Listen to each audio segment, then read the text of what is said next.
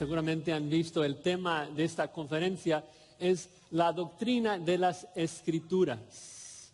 La doctrina de las Escrituras. Vamos a exponer lo que la Biblia dice de sí misma, lo que Dios dice acerca de su propia palabra. Ahora, me han comentado que algunos están en contra de este tema, acusándonos de adorar a la Biblia en vez de adorar a Dios. Pero la verdad es que esto solamente resalta la necesidad de exaltar la Biblia a su debido lugar, de exponer cómo es que Dios quiere que nos postremos delante de su palabra. Porque Dios es quien nos dice que debemos de alabar su palabra. Dice, en Dios alabaré su palabra, en Jehová su palabra alabaré. David en el Salmo 56, ya leímos el Salmo 138, que Dios ha engrandecido su palabra por encima de todas las cosas, al mismo nivel que su nombre. Y la razón es simple y al mismo tiempo contundente. La Biblia es la única revelación verbal que tenemos de parte de Dios. La única manera de conocer cómo es Dios y glorificarlo de acuerdo con sus perfecciones. Ahora es cierto que la creación nos revela algunas cosas. Pablo nos dice en Romanos 1, de que nos revela algo de su deidad, de su eterno poder. Pero este conocimiento es solamente suficiente para condenarnos. No es de que uno puede leer las estrellas y ahí aprender de que Cristo murió en el lugar del pecador. No. Por eso Dios nos habló, para que pudiéramos aprender del Evangelio. La Biblia es esa revelación y no hay ninguna otra. No es de que Dios te va a hablar ahí a tu oído, no es de que Dios te va a hablar desde el cielo en voz alta, de manera personal. No, todo lo que Dios quiso decirnos ya lo ha dicho en la Biblia. Efesios 2:20 dice que estamos siendo edificados por encima del fundamento que los apóstoles y profetas ya pusieron. Judas dice que ya tenemos la fe una vez dada a los santos. Pedro dice que todo lo que necesitamos para la vida y la piedad lo tenemos en la Escritura. Y nuestro hermano Evis Carballo se nos va a hablar del canon, así que no me meto más. Pero el punto es de que si no hay más revelación, entonces la Biblia es la única comunicación verbal que tenemos de parte de Dios. Por eso es tan vital conocerla. Sin la Biblia no podemos conocer las perfecciones de Cristo. No podemos conocer los grandes hechos que Dios ha hecho en la redención.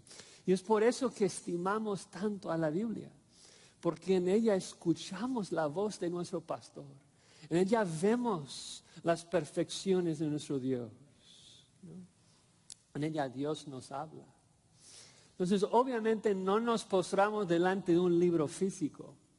Pero sí nos postramos temblando ante las palabras que revelan la majestad de nuestro gran trino Dios. Y por eso Dios exalta su palabra, porque sabe de que cuando estimamos la revelación, adoraremos al que revela esa revelación. Así que queremos estudiar lo que Dios nos dice acerca de su palabra. Y vamos a abordar varios temas, ¿no? La suficiencia, la inerrancia, la autoridad, el canon. Pero el primer tema que queremos tratar es la inspiración, porque la inspiración es la base de todo. No digo que es más importante que los otros temas, pero sí es más fundamental. La inspiración es la verdad de que Dios inspiró, Dios exhaló, Dios habló las palabras de la Biblia por medio de autores humanos. Dios es el autor de la Biblia. Esas son sus palabras. Y es una doctrina tan fundamental porque sin un entendimiento correcto de la inspiración, todas las demás doctrinas se desploman. Todas. Por ejemplo, argumentamos que la Biblia es inerrante. ¿Por qué? Porque su autor es perfecto. Enseñamos que la Biblia es suficiente. ¿Por qué? Porque su autor es omnisciente y sabe lo que necesitamos. La Biblia es autoritativa. ¿Por qué? Porque el soberano creador del universo lo habló. Afecta toda doctrina. O sea, ¿por qué crees que Jesús es el Hijo de Dios hecho carne, quien murió y fue sepultado y resucitado el tercer día? Porque Dios lo dice en su palabra. Si Dios no es el autor de la Biblia, perdemos todo. Entonces necesitamos estudiar esa doctrina tan fundamental, la inspiración. Y aunque hay muchos textos que nos hablan de la inspiración, quisiera que me acompañaran en 2 de Pedro 1, donde vamos a estar estudiando los versículos del 19 al 21. 2 de Pedro, capítulo 1, los versículos del 19 al 21. Y vamos a leer el texto, 2 de Pedro, capítulo 1, versículo 19. Así dice la palabra de Dios. Tenemos también la palabra profética más segura, a la cual hacéis bien en estar atentos como a una antorcha que alumbra en lugar oscuro, hasta el día esclarezca y el lucero de la mañana salga en vuestros corazones. Entendiendo primero esto, que ninguna profecía de la Escritura es de interpretación privada, porque nunca la profecía fue traída por voluntad humana, sino que los santos hombres de Dios hablaron siendo inspirados por el Espíritu Santo. Señor, una vez más te rogamos y te pedimos que tú obres en medio nuestro, por medio de tu Espíritu Santo, por medio de las palabras que Él escribió en la Biblia que nos regalaste. Gracias, Señor, por el privilegio de ser hijos tuyos por medio de la sangre de Jesucristo. Ahora, ayúdanos a prestar atención a tu palabra como debemos. Amén.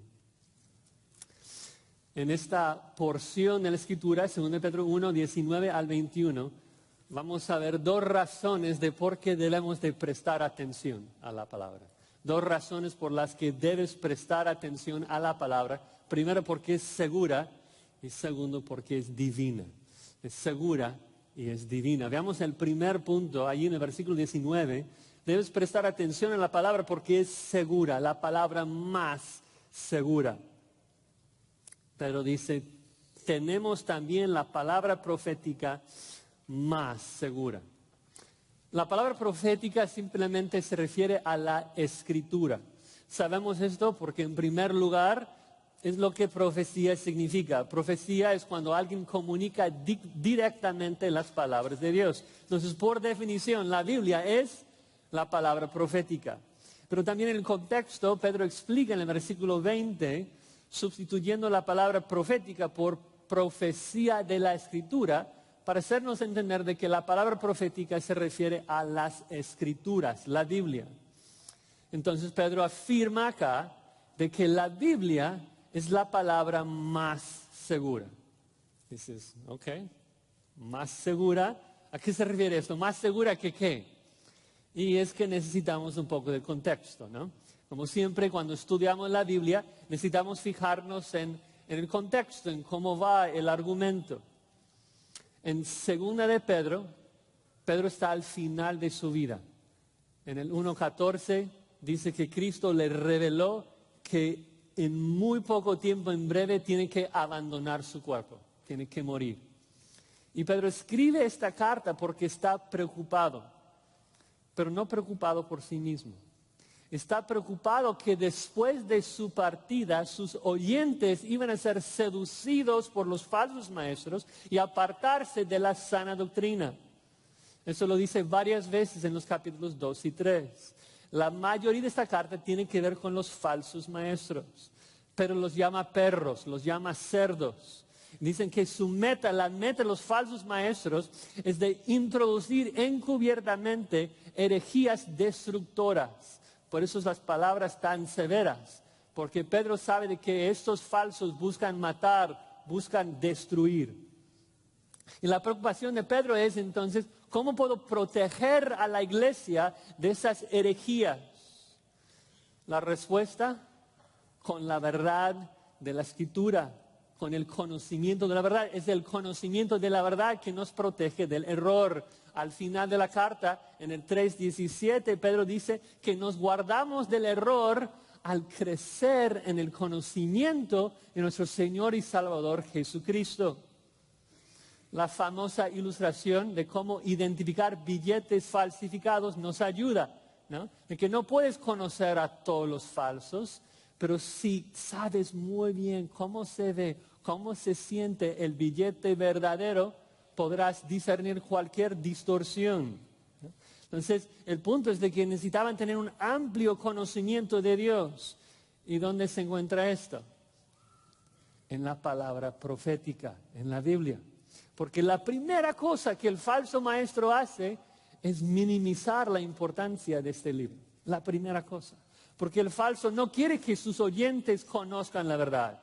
O podrán discernir que es un falso, es un charlatán. Eso es lo que Pedro quiere.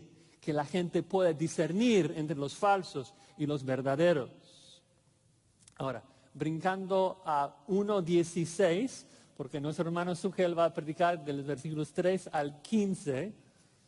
El primer punto que Pedro hace acá para ayudarnos a reconocer los falsos es afirmar que los falsos inventan sus herejías, presentan sus sueños, hablan de sus visiones, pero los llama fábulas artificiosas. Dice que hablan palabras fingidas, todo inventado. Y Pedro dice, pero conmigo no es así. ¿No? Yo no inventé lo que los estoy enseñando. Yo estuve con Cristo. Yo escuché mi evangelio de su boca. Dice, yo vi a Cristo transfigurado en toda su gloria. Yo oí la voz que Dios mandó desde el cielo, que decía, este es mi Hijo amado en el cual tengo complacencia.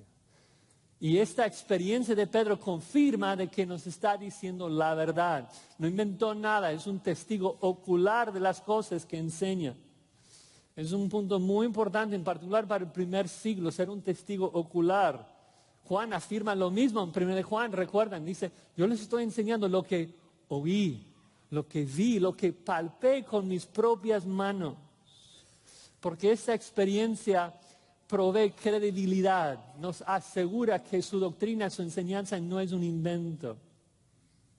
Pero después de decir esto, empieza el versículo 19. Y el texto original empieza con la palabra y. Es decir, además, una cosa nueva. Dice que tenemos la palabra profética más segura. Ahora, acá los evangélicos debaten un poco si Pedro está diciendo que su experiencia asegura la Biblia o si la Biblia es más segura que su experiencia. Pero si nos fijamos en el contexto, creo que lo que Pedro enfatiza en ese pasaje es claro. En particular porque Pedro nos explica en los versículos que siguen, los versículos 20 y 21, el por qué, la razón de por qué la Biblia es la palabra más segura. Y la razón de esa seguridad no es su experiencia, la razón de su seguridad es la inspiración. Los versículos del 20 al 21 que veremos dicen que la palabra es segura porque no se originó en la voluntad del hombre, no se basa en la experiencia del hombre, sino que se basa en la obra del Espíritu Santo inspirando a los autores humanos. Es un mensaje que fue preservado del error humano. Una palabra segura, porque el Espíritu de Dios es quien orquestó su escrito. Entonces, seguros, versículos de 16 al 18 afirman de que el testimonio de Pedro asegura que la Biblia es veraz. Esto sí. Pero los versículos del 19 al 21 afirman que la inspiración, el hecho de que Dios escribió la Biblia, la hace aún más segura. En otras palabras, primero Pedro establece y nos habla de la fuente de sus enseñanzas, su experiencia. Pero luego nos habla de la fuente de la Biblia, Dios. Pero miren, aun si alguien no está de acuerdo conmigo, aun si diferimos en cuanto a cómo es que la Biblia llegó a ser segura, todo evangélico está de acuerdo en que hoy el resultado es que tenemos una palabra más segura, de que esta es la palabra más segura que hay. De eso no puede haber debate, el texto es claro. Si nos preguntamos si la tradición de la iglesia es más segura que la Biblia, no, la palabra profética es la más segura. Si la pregunta es si la experiencia de uno es segura porque es lo que nosotros sentimos, la respuesta es no. La palabra profética es la más segura que cualquier otra cosa. La gente hoy en día dice, no, Josías, yo lo sentí. Yo sentí que mi cabeza se calentaba y comencé a hablar en lenguas. Y sé que es de Dios porque toda la iglesia simultáneamente comenzó a hablar en lenguas. Lo experimentamos, sé que es cierto. Y no hacemos burla de esto. O sea, yo no puedo juzgar su experiencia. Yo sé que sintieron algo. Pero la pregunta es, ¿pero qué dice la palabra más segura?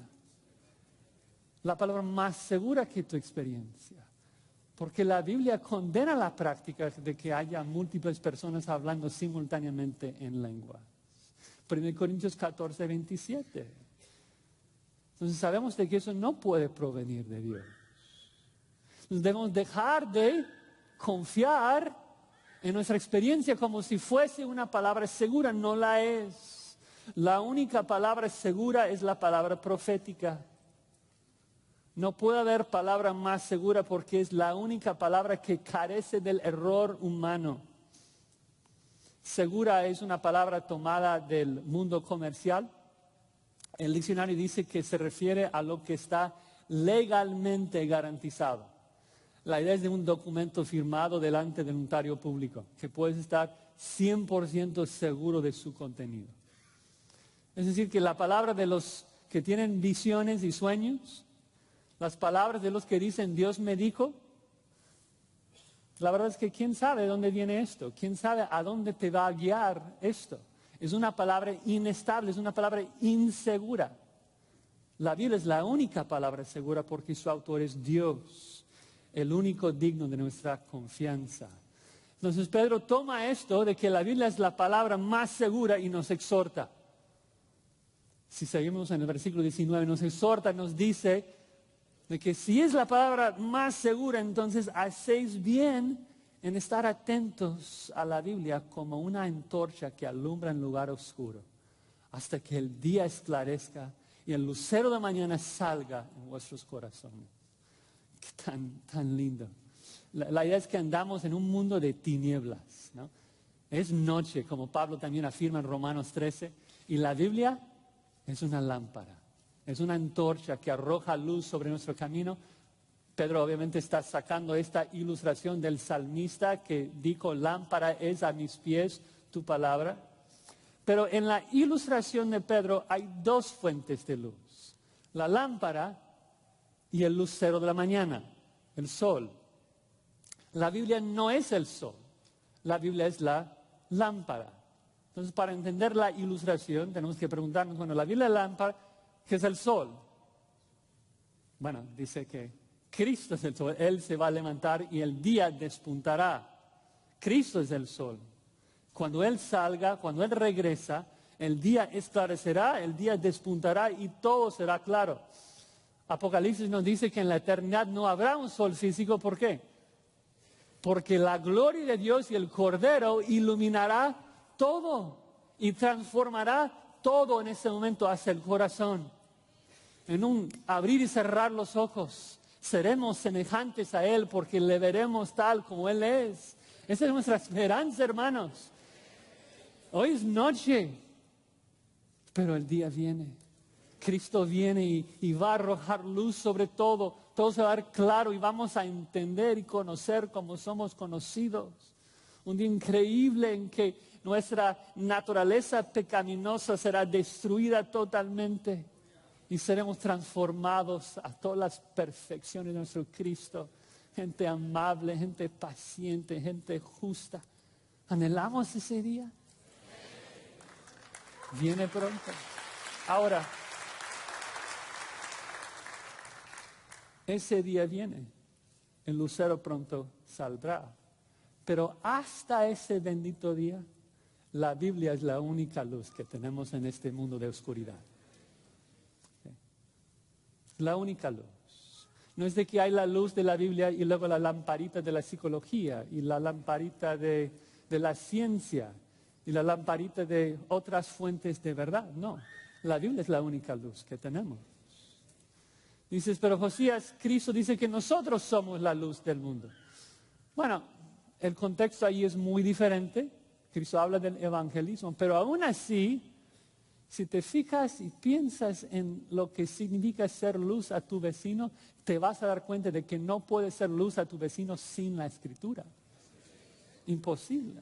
No puedes arrojar luz sobre la vida de tu vecino si nunca le hablas del Evangelio de Jesucristo. Si no le dices de que el Hijo de Dios encarnado, si no le comunicas las buenas nuevas de que Cristo murió en lugar de pecadores y que el Padre levantó al tercer día, tu vecino morirá en la oscuridad de sus pecados. ¿Y dónde encuentras esas verdades? De que Dios ofrece perdón al pecador por medio de la cruz del Calvario. En la Escritura, la única luz que hay en este mundo oscuro. ¿No? Hasta el regreso de Cristo, la Biblia es la única cosa que emite verdadera luz en este mundo. Entonces debemos estar alerta, dice Pedro, atentos, siempre usando nuestra lámpara. En particular en el contexto porque es lo que nos protege de los falsos maestros. Digamos que andas caminando, andas por la noche y te encuentras con un vendedor que está sentado detrás de una mesa. Y ese vendedor te ofrece algo muy oscuro, no puedes ver bien. Pero lo pone ahí sobre su mesa y te dice que es una joya preciosa, sin valor. Lo tocas y sí, pareciera ser una joya preciosa. Pedro te exhorta, antes de sacar tu cartera, sé sabio, sé atento, saca tu lámpara primero, ¿no? Pon la supuesta joya bajo la luz de la Escritura y examínalo bien, porque la lámpara te mostrará lo que realmente es. Un predicador dijo una vez de que es fácil admirar las joyas de este mundo en la oscuridad. Porque la tentación nos hace imaginar que el pecado y la mentira nos dará satisfacción. Pero luego cuando prendes la luz de la Escritura, te das cuenta que lo que estás viendo y tocando allí en esa mesa es una cucaracha muerta. Sus alas brillando allí en la oscuridad. Pero si no prendes la Biblia, si no iluminas, si no arrojas luz sobre la mesa, jamás te vas a dar cuenta. Así que debemos usar nuestra antorcha en cada momento, siempre prestar atención a su luz. Hace un tiempo fuimos a acampar para el cumpleaños de mi hijo. Acá en Los Ángeles siempre hay luz, ¿no? Siempre puedes ver.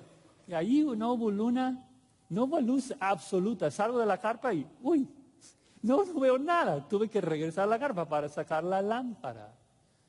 Y el punto es que Dios quiere que veamos el andar cristiano así. No puedes andar en este mundo sin la luz de la Escritura. Es imposible. Es imposible. Isaías nos dice, si os dijeren, preguntad a los encantadores y a los adivinos que susurran hablando. Responded. ¿No consultará el pueblo a su Dios? A la ley y al testimonio, ¿sí? A la Escritura. La exhortación de nuestros tiempos es idéntico, hermano. Si tienes una duda, necesitas una consulta, un consejo, y si te dijeran, pregunten a los psicólogos, pregunten a los credos, pregunten a la razón, pregunten a la experiencia, pregunten a cualquier otra cosa, respondemos, ¿no consultará el pueblo a su Dios? A la ley, al testimonio, a la Escritura y punto. No hay otra luz en este mundo. La palabra de Dios es la única palabra segura porque su autor es Dios. Y eso nos guía al segundo punto. Que no solamente debemos prestar atención a la palabra porque es segura, sino también porque es divina. Es divina. Ven allí el versículo 20, dice lo siguiente. Entendiendo primero esto, que ninguna profecía de la Escritura es de interpretación privada, porque nunca la profecía fue traída por voluntad humana. Pero dice, primero, primero tenemos que entender esto, entenderlo bien. Ninguna profecía de la Escritura es de interpretación privada. ¿A qué se refiere esto? Que la Biblia no es de interpretación privada. Bueno, los católicos nos dicen que esto significa que tú no puedes interpretar la Biblia en tu casa, que tú necesitas que la iglesia interprete la Biblia por ti. Pero eso es absurdo, porque el punto de esta carta es de que debemos usar la lámpara, debemos leerla, debemos aplicarla. Además hay muchos otros textos que hablan de esto. 1 Corintios 2, el hombre natural no puede entender la Escritura, pero nosotros sí. Juan tiene palabras aún más fuertes. En 1 Juan 2, 26 y 27 nos dice que si alguien te dice de que tú le necesitas para entender y interpretar la Biblia, es un falso maestro que te quiere engañar. ¿Sí? Porque tenemos la unción del Santo. No necesitamos a ningún maestro en particular. Ahora, ¿nos beneficiamos de maestros? Sí. Dios ha regalado pastores y maestros a su iglesia, pero no necesitamos a ninguno en particular. No me necesita. No nos necesita. La persona que se para enfrente de los hermanos y les dice de que ellos le necesitan para leer la Biblia, hay que huir de él. Porque el maestro bíblico hace todo lo opuesto. Anima a sus oyentes a confirmar su enseñanza. ¿Dónde? Acá. En ser gente como la gente noble de Berea, que escudriñaban las Escrituras para estar seguro de la enseñanza aún del apóstol Pablo.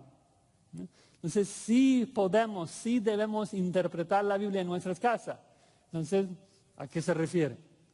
Bueno, otra vez, el contexto nos ayuda. Interpretación privada, ¿a qué se refiere? Bueno, si seguimos leyendo, dice que la Escritura no es de interpretación privada. ¿Por qué? Porque nunca la profecía fue traída por voluntad humana. Entonces Pedro habla del origen, de cómo fue traída la profecía. En otras palabras, la interpretación privada no se refiere al lector, nosotros interpretando el texto, sino que se refiere al autor, se refiere al profeta. El punto es que cuando el profeta dio su profecía, él no se metió ahí en el proceso para dar su propio giro, su propio interpretación. No, la interpretación del profeta no forma parte de la inspiración. Entonces la Biblia no es como la palabra de los falsos charlatanes que inventaban fábulas artificiosas y palabras fingidas. No, fue el Espíritu de Dios quien orquestó el escrito de la Biblia de principio a fin. Versículo 21 sigue con este mismo punto. Afirman que los santos hombres de Dios hablaron no de su propia explicación, no de su propia interpretación, sino que hablaron siendo inspirados por el Espíritu Santo.